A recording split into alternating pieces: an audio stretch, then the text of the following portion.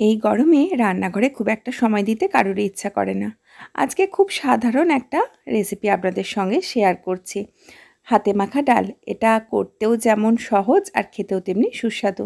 তো চলুন চটপট দেখে নিই এই হাতে মাখা ডালের রেসিপিটা। এই ডালটা বানানোর জন্য প্রথমেই একটা মাটির পাত্রতে আমি বেশ কিছুটা পরিমাণ আগের থেকে ধুয়ে রাখা মসুর ডাল নিয়ে নিলাম। এবার দিচ্ছি কুচিয়ে নেওয়া পেঁয়াজ। এবার এর মধ্যে দিয়ে দেব লঙ্কা। আমি এখানে দুটো চিড়ে নেওয়া কাঁচা লঙ্কা নিচ্ছি। আর আপনারা যেরকম ঝাল খেতে পছন্দ করেন সেই অনুযায়ী কাঁচা লঙ্কাটা নিতে হবে। একটা টমেটো দিয়ে দিলাম আর দিয়ে দিলাম নুন আর হলুদ।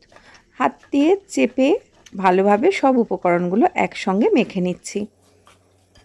সমস্ত উপকরণগুলো ভালোভাবে মেখে নেওয়ার পর এর মধ্যে দিয়ে দিচ্ছি কাঁচা সর্ষের তেল আর পরিমাণ মতো জল।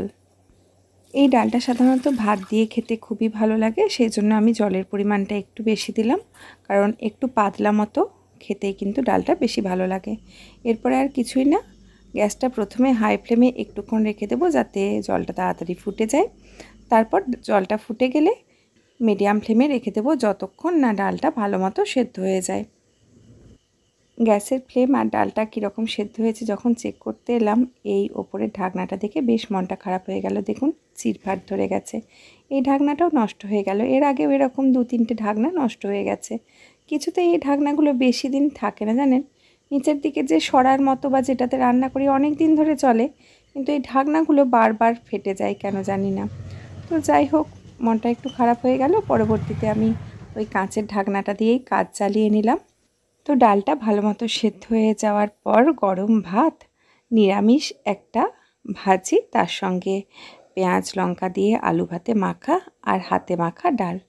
গ্রীষ্মকালীন দুপুরে খুব সাদামাটা সাধারণ একটা বেশ সুস্বাদু থালি কিন্তু রেডি। এই সিম্পল ডালের রেসিপিটা আপনারাও একদিন ট্রাই করতে পারেন।